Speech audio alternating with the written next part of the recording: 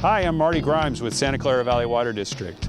In this month's episode of The People Behind Your Water, we're going to go to the top of Anderson Dam, where recently we had a celebration to launch the Santa Clara Valley Habitat Plan. And we're also going to be talking to Debra Caldon of Santa Clara Valley Water District, who's been working on that plan for many years.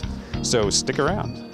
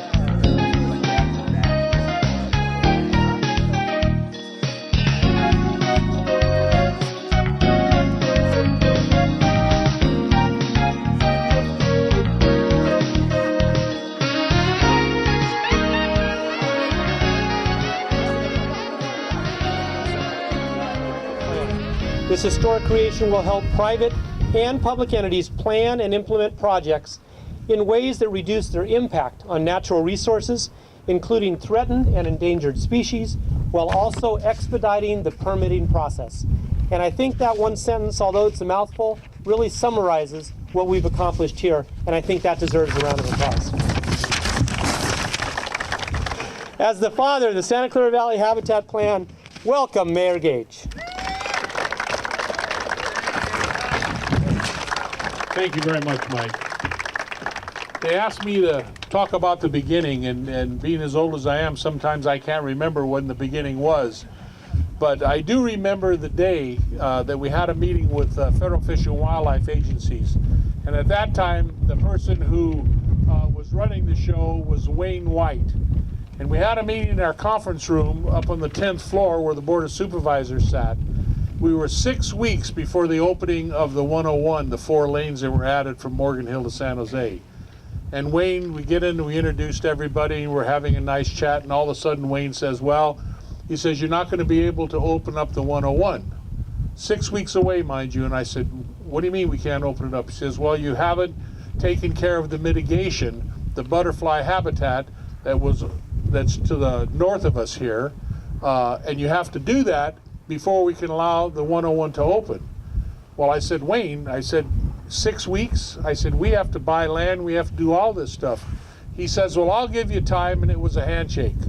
I said, you give us the time, you open the 101, and I'll make sure that the habitat plan gets done. So a decade later, here we are. I was talking to Blanca Alvarado earlier, and she mentioned, as we looked out over this beautiful valley, what the Habitat Conservation Plan is all about. It's protecting these wonderful natural resources that we have.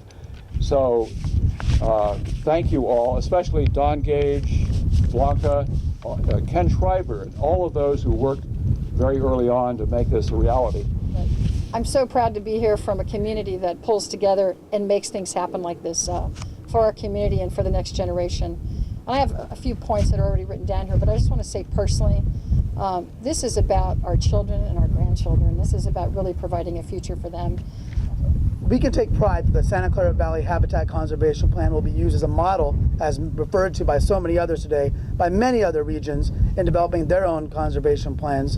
And I know that VTA looks forward to working with all the local partners, certainly the City of San Jose, in order to achieve the goals of the Habitat Plan. And I am an environmentalist. I think that all of us really must be in this day and age. And the great thing about it is that we can set and achieve really important environmental goals for future generations, and yet at the same time be in complete harmony with the needs of our residents and our businesses and our development community. And I think this plan here demonstrates that, and it's an honor for me to have the opportunity to play a small role in it. So thank you all.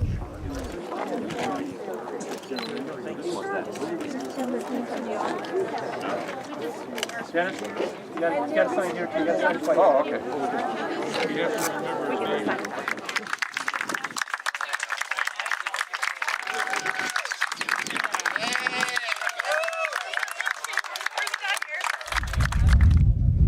So I'm here with Don Arnold. Don, you're a biologist with Santa Clara Valley Water District, Yes, I am. and you've been involved with the Valley Habitat Plan at some point along the way?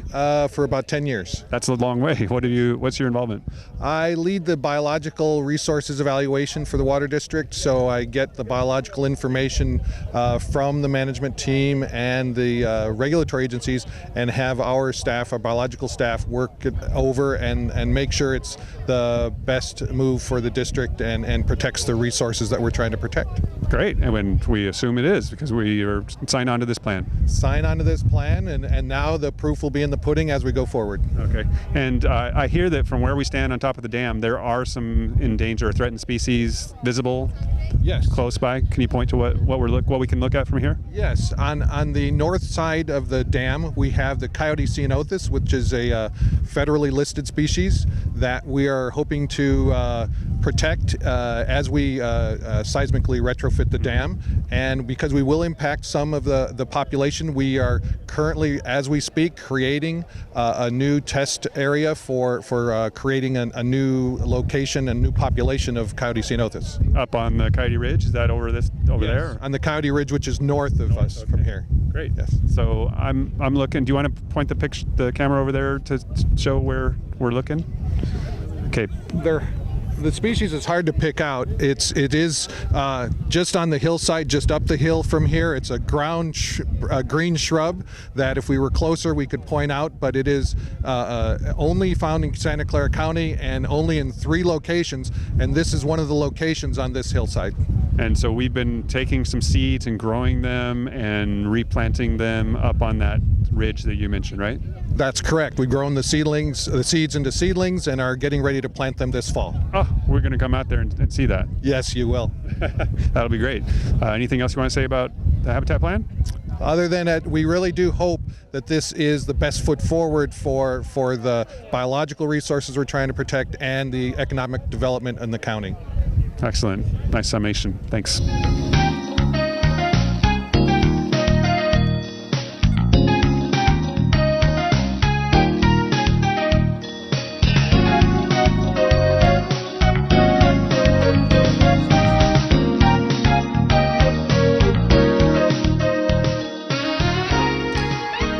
We are right now in the back of the Santa Clara Valley Water District headquarters building along the beginning of the Guadalupe River. And I'm here with Debra Caldon, who is, what's your title at the district? I'm the unit manager for the Water Resources Planning Unit, where I do environmental permitting for the water utility and other aspects of the district operations. All right. So I wanted to talk to you about the Santa Clara Valley Habitat Plan. You've been working on it for quite some time, probably since you started at the water district, right? It's been a long process to get this plan developed and permitted with all the agencies and our local partners. So yes, it's been since 2002, which is when I started at the district. Okay. So, And it's a huge plan, really. We won't go over it page by page right now, but it's something like, what, 20,000 pages? it's about 3,000 pages, Oh, okay. but you're thinking It's of the a Bay Delta digest. plan, which Okay. is more like 25,000 pages. So a mere 3,000 A mere pages. 3,000 pages of fascinating reading about the local flora and fauna that are endangered and the development plans and preserve areas that the plan will protect Okay. over the next 50 years. All right. So just in big picture, what is a habitat conservation plan? A habitat conservation plan is the way you get long-term permits for the Endangered Species Act under the federal law. And this one also has the state Environmental Endangered Species Act associated with it too. So these are plans that have very long-term, long planning horizons that allow you to get 50 years worth of certainty about your permitting, and allows the local agencies and others to have preserve areas to really provide communities for these species to thrive, even though people are still living in an area and there's development like that. So these plans are enabling us to protect threatened and endangered species while at the same time allowing for economic development. So it's a win-win. All right. A win for the environment, a win for developers developers, businesses, And the and government public agencies, because we have to maintain the roads and the areas like dams and infrastructure. So everybody wins in these situations. So the water district is one of the agencies involved. We have to get permits from various agencies to do work that we need to do for flood protection or water supply. That's right. And so this is one of the things that's very difficult for the water district, because we do so much of our work in these remaining nice areas in this otherwise urban area. So the district has a great stake and benefit out of this plan, because when we have to maintain these streams for flood management, when we have to maintain these perk ponds for our water supply, our pipelines, our dams, and all the other infrastructure that goes into managing our water supply system, this enables us to have to basically have cost-efficient permitting to do that.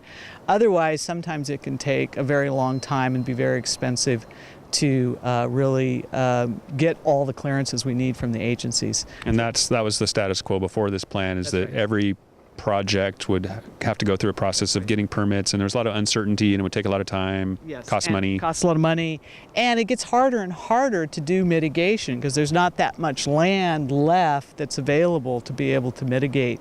That, you know, the mitigation has to be associated with the species you're trying to mitigate for.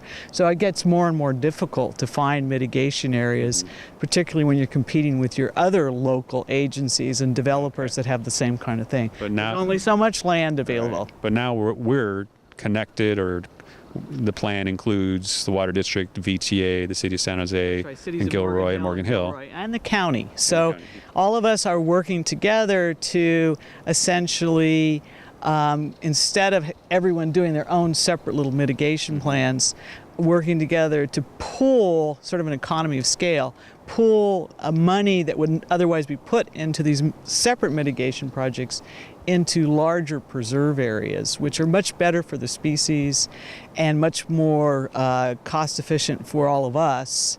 And so that's why it's a win-win.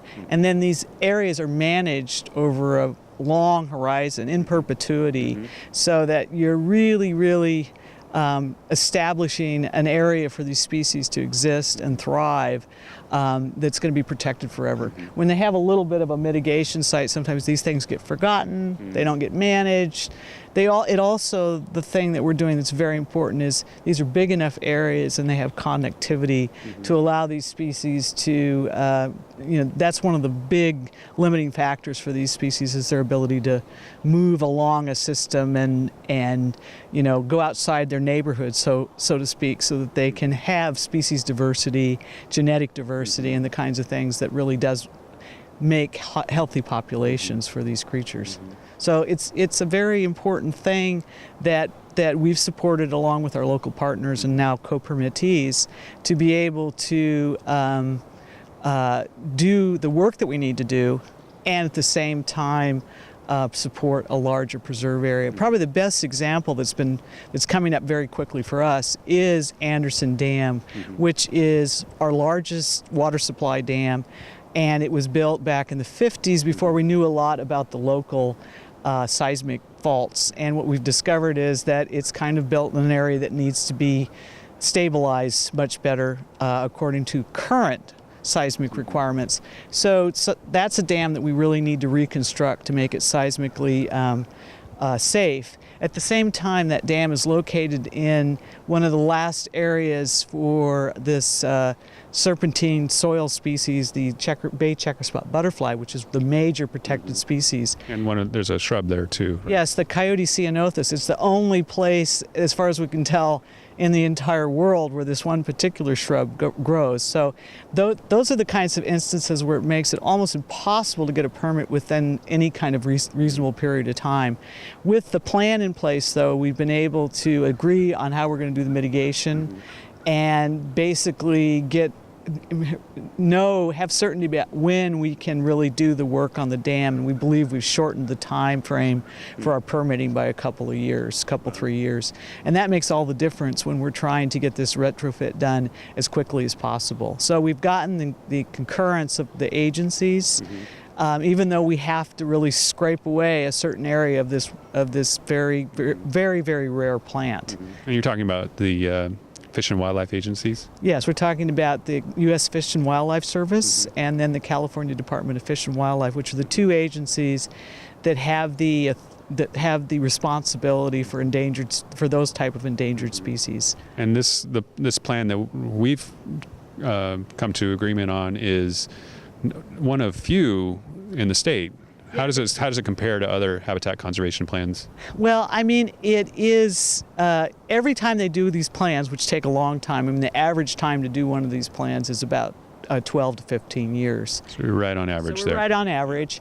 And ours actually is very forward-thinking in that part of the fees that are paid, because again, what the plan does is instead of buying land and managing your own little mitigation plot, as a developer, as an agency, you write a check, you pay your fees to the agency that then's going to manage the preserve. So essentially what we've done is we have an endowment so that there is money to manage these preserve areas.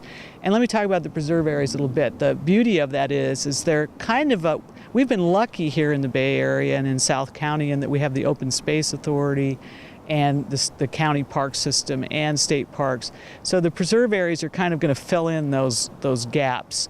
And I think the district's really excited because we, instead of spending a lot of time, money, and effort, we're paying a much lower rate for mitigation, while at the same time having another agency which is better at it manage it. So we get to focus on the things that we do well, which is provide water supply and flood management and like that. And so our stewardship, we're working with our partner agencies, but we're not responsible for every aspect of it, which can get very, when you're trying to manage just a lot of small areas, can get very time-consuming and expensive.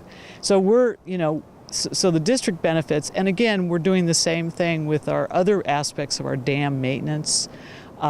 We recently built the purification center up in the North County near the treatment plant, and we were able to mitigate for that for the owl, the burrowing owl, through the plan as well. The burrowing owl is one of the 18 species in the plan? The species in the plan. The main species are the bay checker spot butterfly. And you're holding a picture of one. That's the picture was taken by Stuart Weiss, who's one of the major biologists for the bay checker spot. And these I know they're not a real fancy-looking butterfly, but they're very rare. They only exist on the east side here of Santa Clara Valley and near Stanford, and then on San Bruno Mountain. And they basically require certain kinds of plant species to complete their life cycle.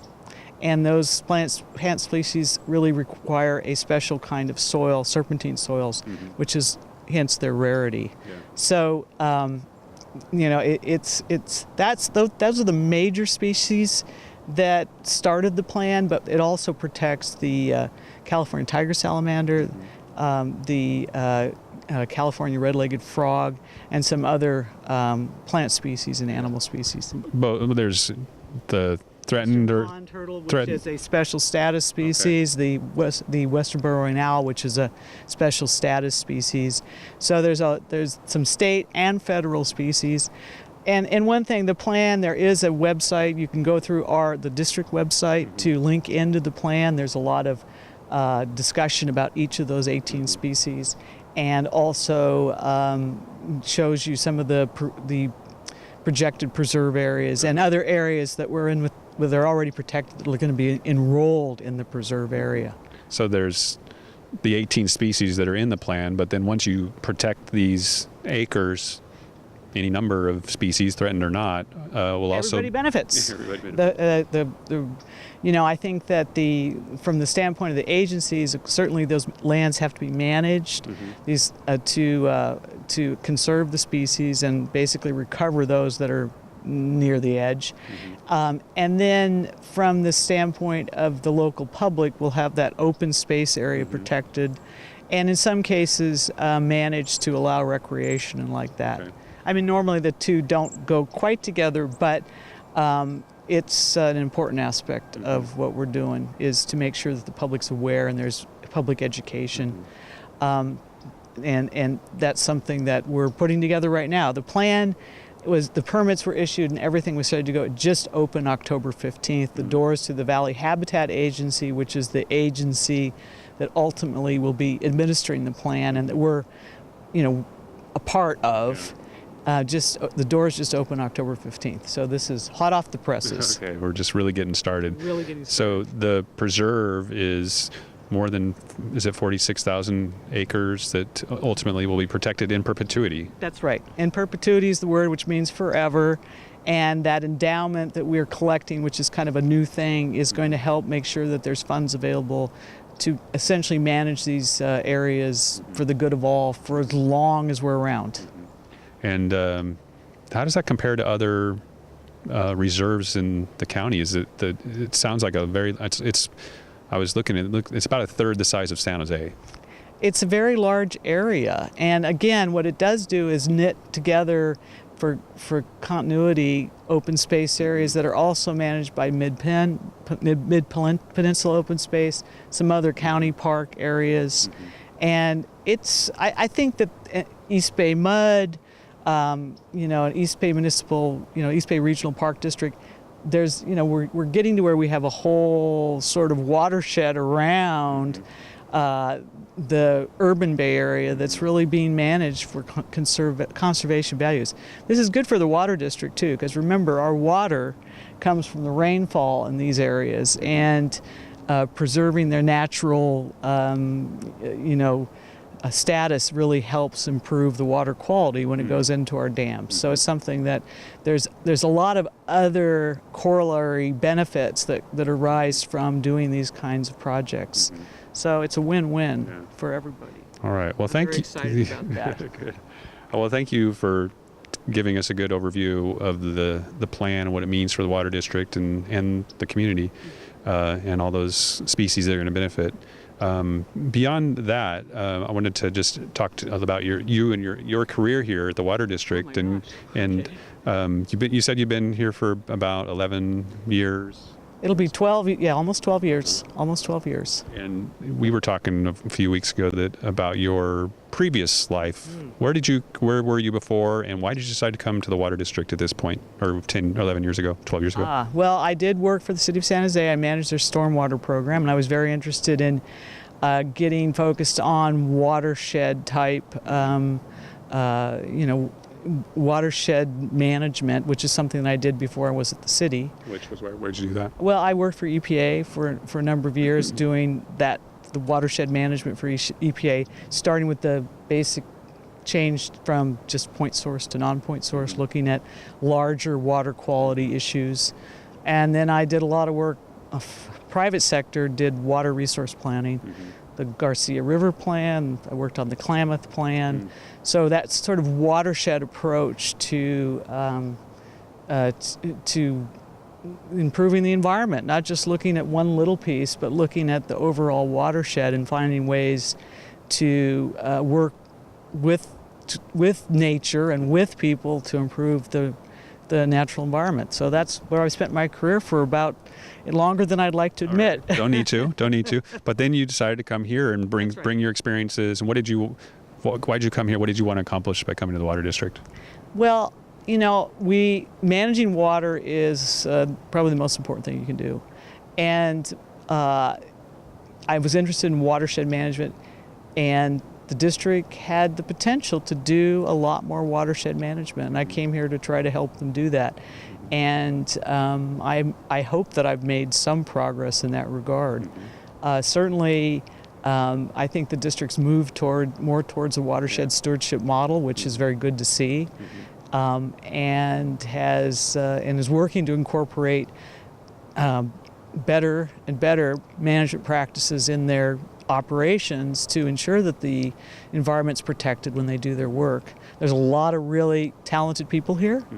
There's some great biologists and environmental folks, and I'm hoping that when I do retire, that they'll continue those programs and actually improve them, because it's a very big job to be able to manage water supply and flood management at the same time, protect the environment. It's a very big job.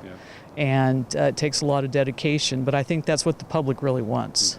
Absolutely. Serve the public well. So I'm hoping that we continue that. I've seen some changes, and it's been good to watch. Great. Beats stormwater and outfalls. What can I say? Well, great. Well, thanks again for Right. talking to us today. And Thanks for your time, Marty. It's been a pleasure. Okay. I got to spend some time outdoors.